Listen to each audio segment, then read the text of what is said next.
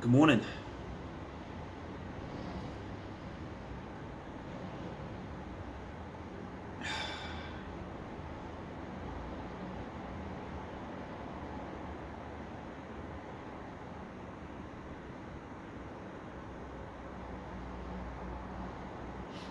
See, this focus thing is annoying.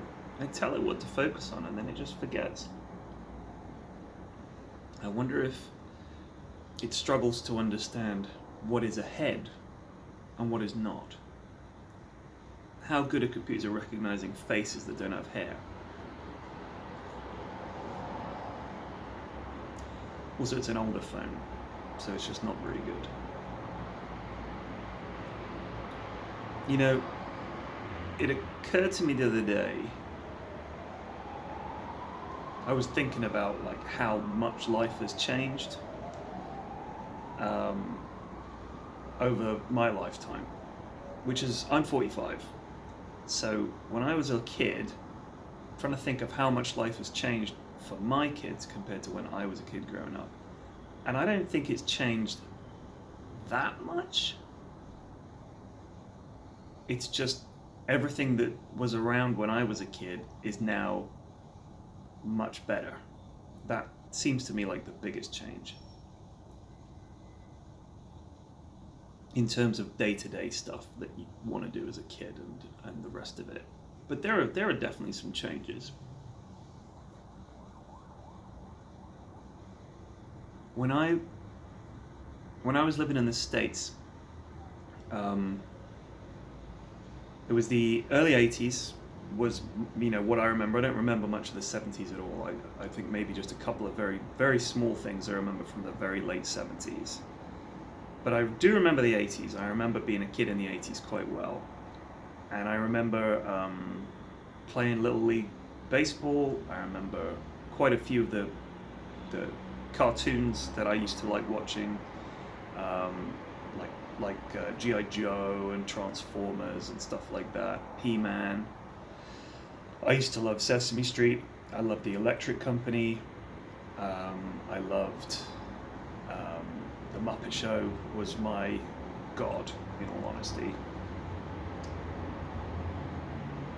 The Electric Company was great. I don't know if they still make it. Mr. Rogers was amazing. There was a show called something like The Magic Tree or something like that. I can't really remember the name. I liked that show. But the shows back then, there were a lot more shows that were super chill. And I guess they would have been on PBS, right? Which is like the publicly funded, well, not, I don't know if it's publicly funded or charitably funded. I can't remember. I was only a kid at the time, but I remember that there were hardly any adverts on it, or no adverts on it. And the shows seemed to have a completely different vibe. Like, I've watched, obviously having now had kids, I've watched quite a bit of kids' TV over the last decade or so. They don't really watch kids' TV anymore. In fact, they stopped a couple of years ago. But I remember when they were both very little, the things they wanted to watch. Things like Paw Patrol, which was fucking awful. Like, genuinely awful. And Mike the Knight. If anyone in the UK remembers Mike the Knight, what a little twat like he is. It's just the worst. So many of the kids in these TV shows are just egotistical assholes who Peppa Pig is a bitch. Put that on record. Peppa Pig is a right little bitch. She needs to calm the fuck down. Alright? It's not all about you, Peppa. And the idea that that's what kids are like, no, they're not. Not every kid is like that. Wants to be I'm the best and all that kind of shit. Shut up. Plenty of kids aren't like that. Why are they such dickheads and get away with it? And they're the hero, and everybody's like, I'd be saying, you're not the best. You're just a little baby pig in a world of much bigger and more important animals. Just calm down, all right? And your brother's much smarter than you. It's been very clear in the show that George is secretly a genius, and here you are making out you're the best when you clearly ain't. I'm going to shoot you down right now. Better me than someone else. If a stranger tells you, they'll be even harsher. I'd never say that to my kids, just FYI. But kids' TV shows, when I was younger in the 80s, there were a bunch of cartoons that came along that were like hyper accelerated, much faster, louder, and because it was just to sell toys, it was just adverts. But there was a balance. Now there doesn't seem to be that balance. What was that show called with the guy? Um, this would have been a few years ago now. I don't know if they still make it. He was like a kind of mystical space DJ. There was lots of music, lots of celebrity guests, and he had these sort of creature companions that would pop up. God, I can't remember what it was called. You'll know what I mean. It was cool, and it seemed a lot more chill, but it was kind of very modern, very 2000s. Can't remember what it was called, but it just seems like kids TV kind of accelerated. But maybe kids TV when I was a kid was hyper accelerated, but I didn't notice because I was also a kid. Either way, things that my kids do that I couldn't do or didn't do when I was a kid, there's not really that many. I mean, there's things like the internet, and quite a few of their gaming devices are different. But I had the Atari 2600 VCS. They have the Nintendo Switch. I mean, obviously, in terms of technology and everything, you'd think, oh, worlds apart.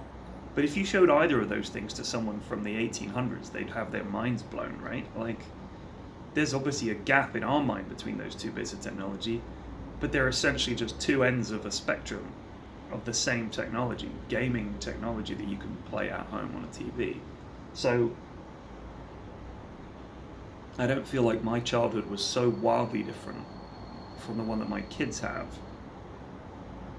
There were these subtle differences though. Number one, I remember when I was a kid spending an awful lot more time out and about compared to my kids. Obviously we live in London, so it's a bit different. But I would, from the age of about 10, 11 onwards, I would be off around Bournemouth with my mates, and I would say to my mum, going out. She'd go, okay, be back by dark. That would be later. When I was younger, she'd say, be back by dinner. Like, be back by 5, 6 o'clock, preferably 5 o'clock. I was like, okay. And I'd be out. Didn't know where I was, didn't know who I was with, had no way of getting in contact with her. That was why phone cards came along, which were a thing in the 80s. It was a green card, like a credit card, and all you could use it for was to plug it into a phone box. All the phone boxes were BT. Plug it in, and you can make phone calls on it. So your parents would give you £5 or £2 worth of phone card, and you'd plug it in. You'd say, yeah, I'm in Winton, and I don't know how to get back. My bike's broken. Fine.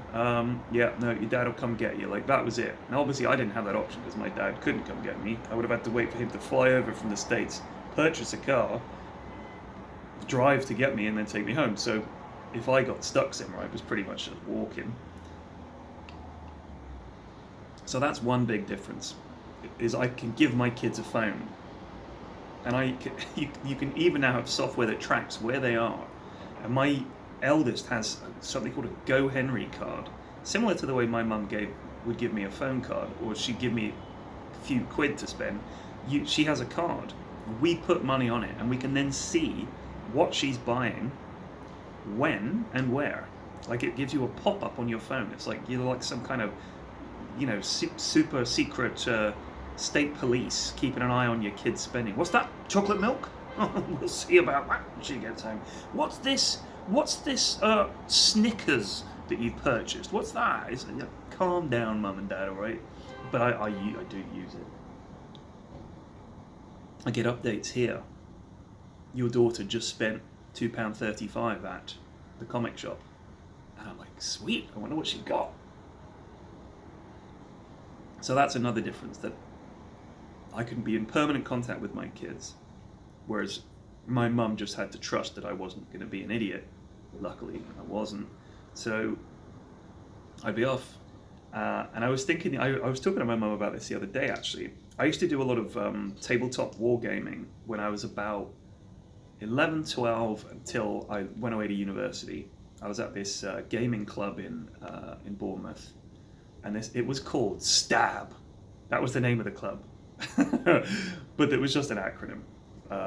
Southbourne Tabletop and Board Gaming.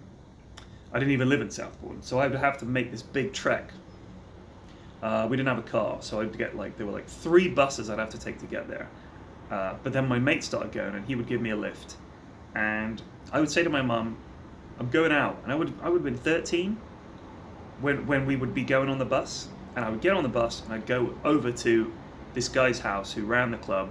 He was about 18, and all the other guys, they were much older, and there's me, a little kid, and I'd be there until 5 or 6 o'clock. No phone call to my mum. She didn't know where I was. I would just tell her I was going to play board games or tabletop gaming, and she would say, "Okay." And my friend was the same. His mum would be the same. "Yeah, okay. Be back by 6."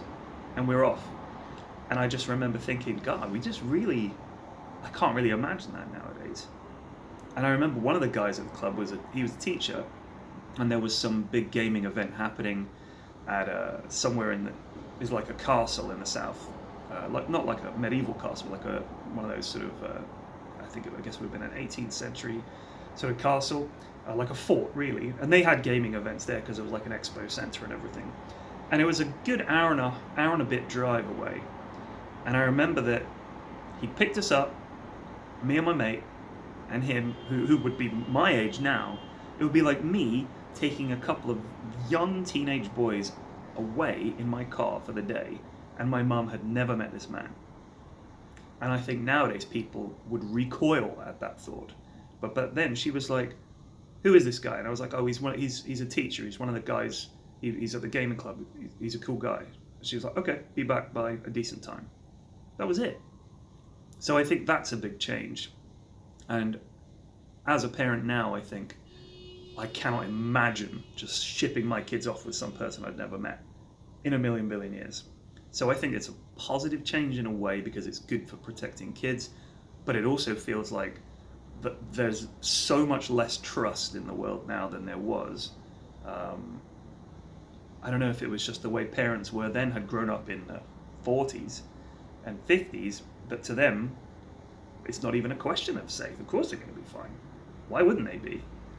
Or whether they were just playing the statistics and going, well, the odds of something bad happening are like 0.01%, so I'll roll the dice on this. I don't know how it works, but I know now I would be much more careful, but I still want independence for my kids. It just seems crazy. And things like, if we arranged to meet somewhere, you'd say to your mate, "Where do you want to meet?" "Let's meet at 1 o'clock under the clock tower in the center of town." Okay.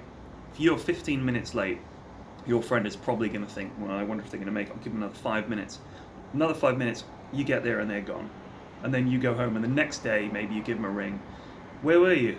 "Oh yeah, sorry, the bus broke down." There's no chance of communication. There's no chance of salvaging this situation. What shall we do tonight? "Let's go to the pub. We'll meet up." "Which pub?" "We'll go to the Moon and Square." "Okay, cool. I'll see you there." "What time are you going to be there?" "Oh, about 7:30. You get down there at 7:30. They're not there. So you think, "Oh, maybe I'm the first one." So you stop and you're having a drink. What you don't know is that they got there at 7, had a drink, and then went to another pub. And so then you're basically, after another half hour, you're thinking, maybe they've gone somewhere else. Where would they go next? They'd probably go to so-and-so. You go and start having a look. It's literally like scouting around trying to find your mates. It's crazy. It's absolutely crazy. Hold on, let me turn my alarm off. See, you made plans, and if you didn't stick to them, you had to improvise. And in general, if you couldn't find the person you were intending to meet very quickly, you're going home. Can you imagine that now? And if you made plans, you had to stick to them, because otherwise you're literally leaving your friends sitting in the middle of nowhere. Nowadays it's dead easy. "Hey, do you want to go out tomorrow night?" Half an hour before you're due to meet, "So can't make it, sorry." Sad face. So people cancel their plans a lot more because there's essentially zero cost. You just send someone a text and don't think about them for a few days. I know I cancel plans a lot more now because I can just instantly say, "Not going to make it." Sad face. But other than that, I think it's a lot of superfluous changes. I'm sure there have been a bunch of changes behind the scenes in terms of how kids are educated, and I know that in terms of their potential, the economy that they're going to go into when they hopefully graduate from university or whatever is wildly different to the one that I had when I was younger. I was trying to tell, I had a cab driver the other day taking me to Heathrow, and he was a student who was working as an Uber driver, which again is something that when I was at university, far fewer people had jobs to get through university. Nowadays, like, sure, most students probably do. And he was trying to make some extra money on the side as a cab driver while he was at university, and he could not believe that I didn't have to pay any tuition fees when I went to university. And I graduated in 1999, so what is that? 22 years prior to him potentially graduating.